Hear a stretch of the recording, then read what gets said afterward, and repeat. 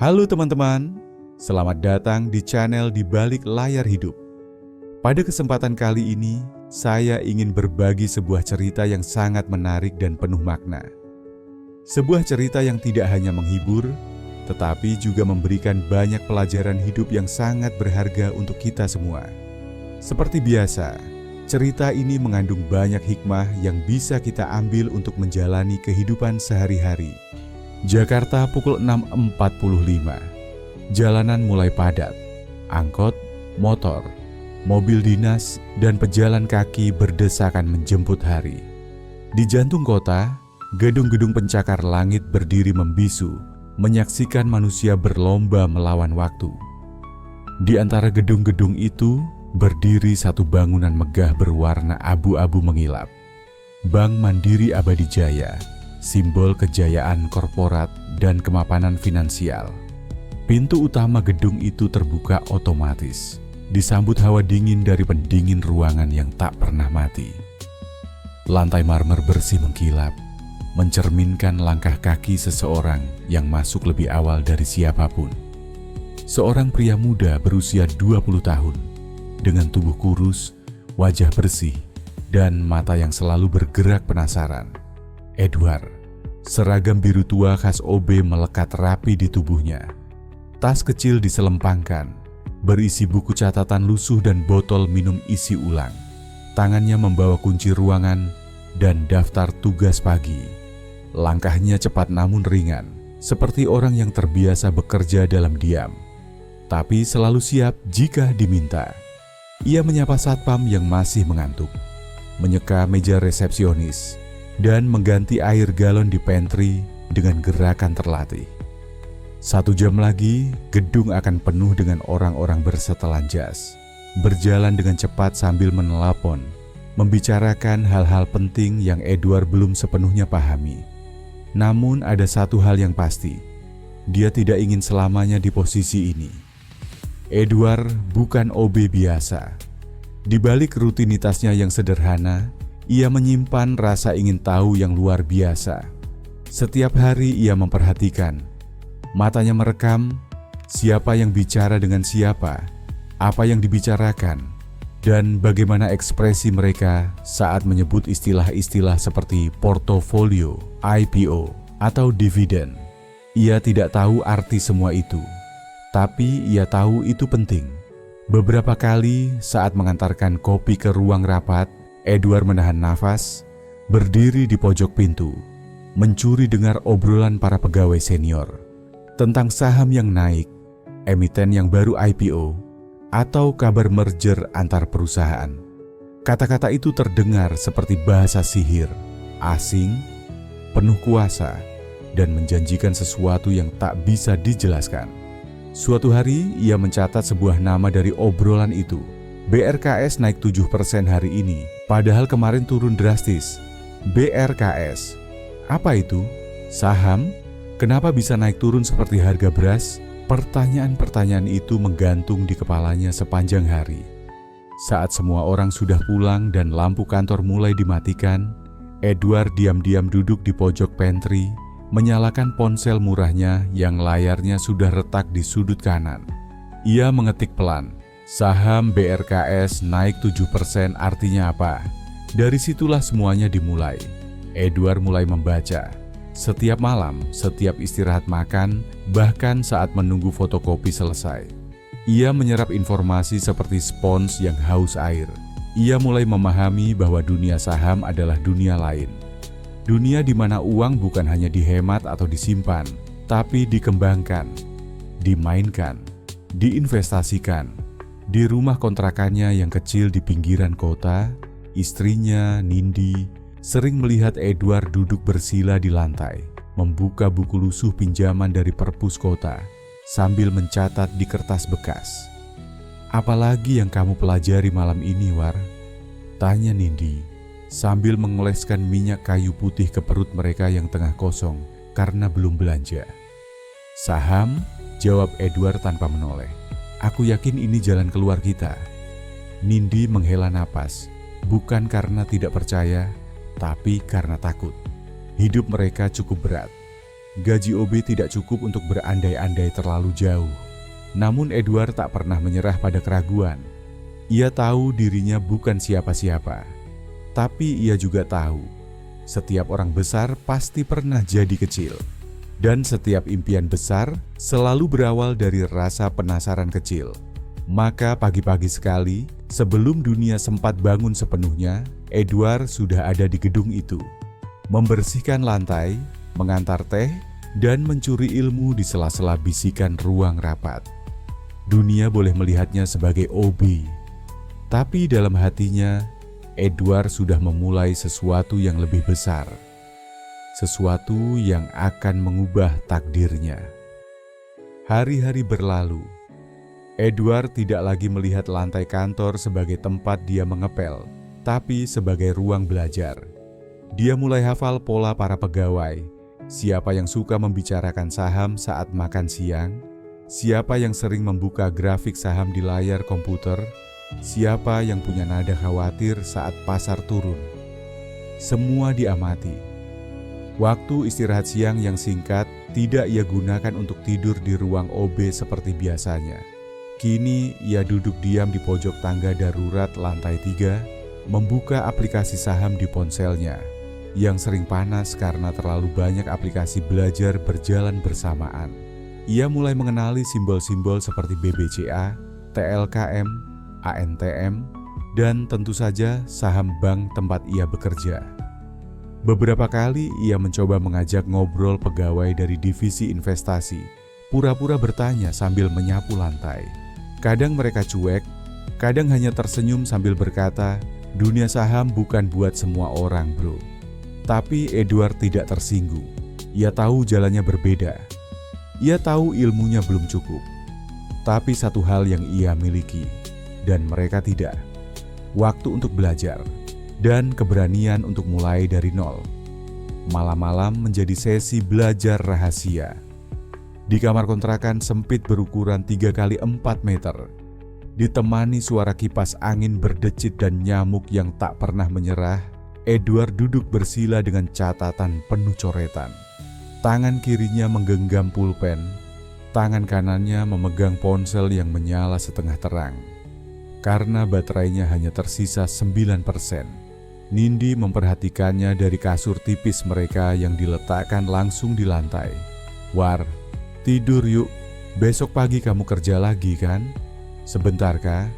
Aku lagi baca tentang analisa teknikal. Katanya kalau garisnya memotong ke atas, berarti bisa naik. Tapi aku belum ngerti kenapa." Nindi menarik selimut. Wajahnya lelah, tapi ia tidak memprotes. Ia hanya menatap Edward dengan tatapan campuran antara kagum dan cemas. Lalu hari itu datang. Setelah berminggu-minggu belajar, Edward mengumpulkan keberaniannya. Dengan tabungan sisa gaji yang dikumpulkan sedikit demi sedikit, uang yang seharusnya untuk makan minggu depan atau bayar token listrik, ia membeli saham pertamanya. Bukan saham yang ramai dibicarakan di media sosial, bukan juga saham gorengan. Ia memilih saham bank tempat ia bekerja. Bukan karena sentimental, tapi karena ia tahu bank itu sehat. Ia melihat sendiri bagaimana keuangan dikelola, bagaimana laporan internal dibagikan, dan bagaimana reputasi perusahaan di kalangan para pegawai. Nominalnya kecil, tidak lebih dari Rp300.000. Tapi baginya, itu lompatan besar. Seperti menapakkan kaki pertama di tangga yang belum terlihat ujungnya. Namun langkah itu memunculkan konflik di dunia nyatanya. Beberapa hari setelah transaksi pertamanya, Nindi memeriksa dompet Edward dan mendapati uang belanja hanya tinggal receh. "Perang, ini semua kemana?" Tanyanya dengan suara pelan, nyaris seperti bisikan. Tapi Edward tahu itu adalah bisikan yang datang dari kegelisahan, bukan kemarahan. "Saham," jawab Edward jujur. Nindi menunduk. Ia menghela napas panjang. "Kita belum makan enak seminggu ini. Aku pikir kamu lagi hemat. Ternyata aku tahu ini gila, Kak. Tapi aku udah belajar lama. Aku lihat ini kesempatan. Kalau kita nggak berani ambil langkah, kita akan selamanya kayak gini?" Nindi tidak menjawab. Air matanya jatuh bukan karena marah, tapi karena takut kehilangan arah. Ia tidak mengerti dunia saham, tidak tahu grafik dan angka-angka, tapi ia tahu mereka sedang hidup dalam keterbatasan. "War, aku percaya kamu, tapi jangan korbankan semuanya. Kita cuma punya kamu. Kalau kamu jatuh, aku jatuh juga." Kata-kata itu menghantam Edward seperti palu godam. Tapi anehnya, itu tidak membuatnya mundur. Justru ia semakin yakin bahwa keterbatasan inilah yang harus ia menangkan. Bukan untuk membuktikan apa-apa, tapi untuk keluar dari lingkaran yang sama selama ini. Kerja, gaji, habis, ulang. Keesokan harinya Edward kembali ke kantor seperti biasa. Tapi ada hal baru dalam langkahnya. Rasa takut, bukan takut gagal, tapi takut membuat orang yang ia cintai ikut menanggung resikonya. Namun ia juga tahu, semua jalan menuju perubahan pasti menyakitkan di awal. Beberapa minggu berlalu, ia terus memantau pergerakan saham. Ia menahan diri untuk tidak terbawa emosi. Ia membaca tentang kesabaran investor, tentang analisa fundamental, dan tentang bagaimana Warren Buffett butuh puluhan tahun untuk jadi seperti sekarang. Sementara itu, teman-teman OB lain mulai mencibir.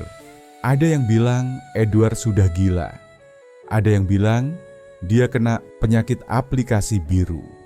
Menyebut aplikasi investasi sebagai candu baru. Namun Edward hanya tersenyum.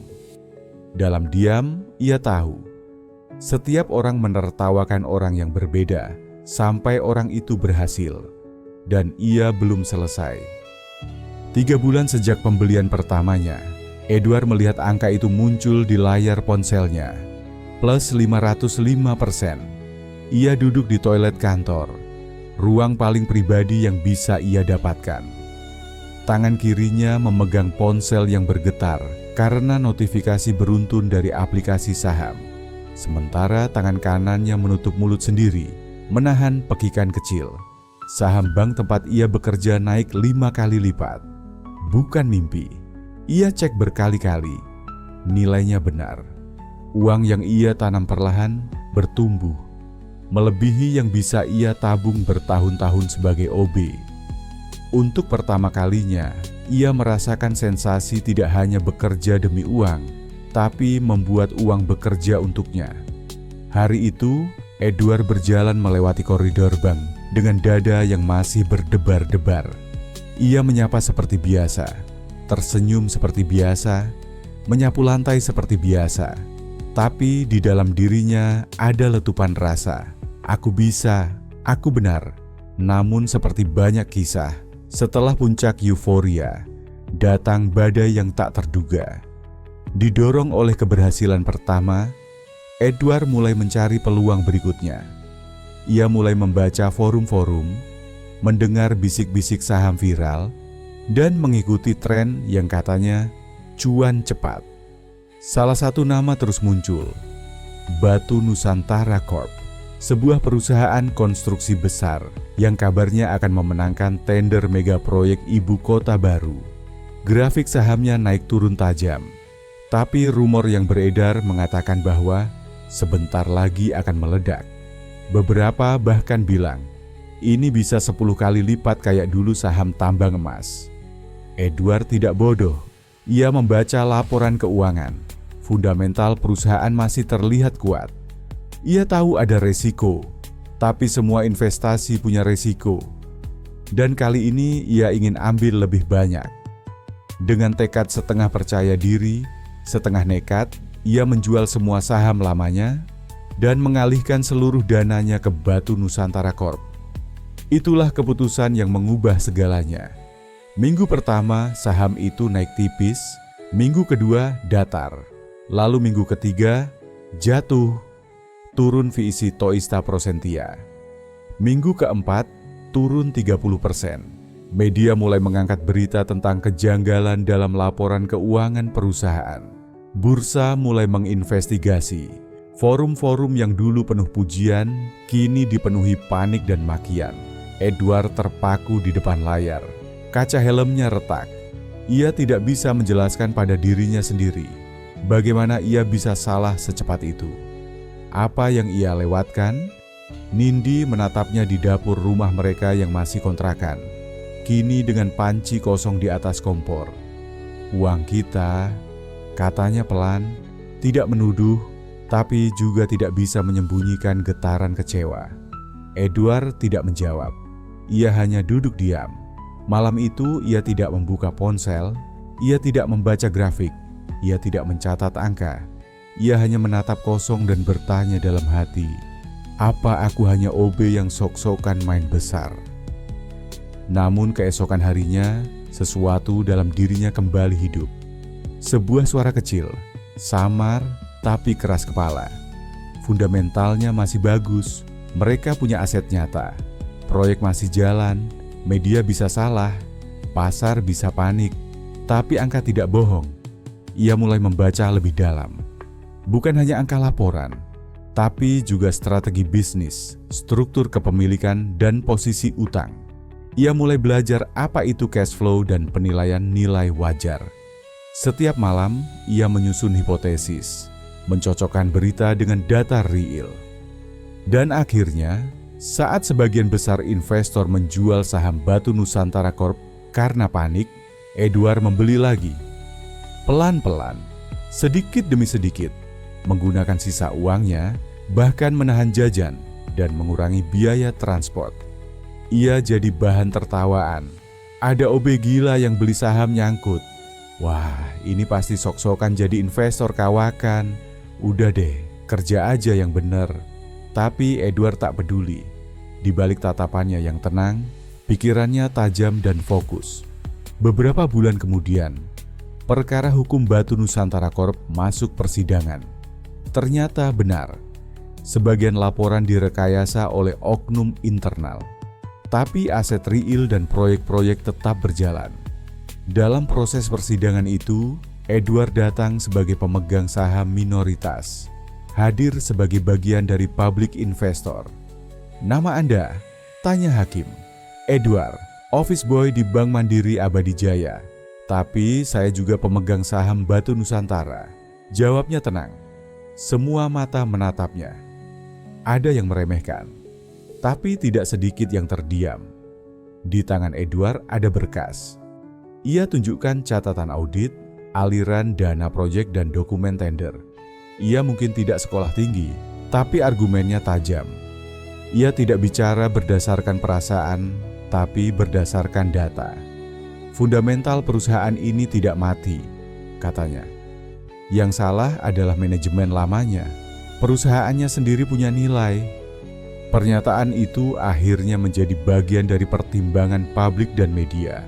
Ketika Batu Nusantara Corp resmi diambil alih oleh investor asing dan manajemen baru dibentuk, perlahan tapi pasti saham yang dulu jatuh mulai naik. Setahun kemudian, naik 2 kali lipat. 18 bulan kemudian, naik 5 kali lipat. 2 tahun sejak hari kelam itu, naik hampir 10 kali lipat. Dan Edward, ia tidak membeli rumah mewah atau mobil sport. Ia tetap tinggal di rumah sederhana bersama Nindi, kini dengan lemari buku dan meja kerja kecil di pojok ruang tamu. Nindi menatap layar ponsel suaminya yang kini penuh angka hijau. "War, sekarang kamu udah bisa berhenti kerja loh." Edward tersenyum. "Nggak, Kak. Aku belum mau berhenti. Aku belum selesai belajar." 2 tahun setelah titik terendahnya, nama Edward Saputra mulai terdengar di kalangan komunitas saham. Bukan sebagai analis profesional, bukan juga sebagai trader flamboyan dengan pengikut jutaan, tapi sebagai simbol dari ketekunan yang tidak menyerah. Seorang anak muda dari jalur paling bawah, yang berani berpikir, belajar, dan bertahan, bahkan saat semuanya menertawakannya.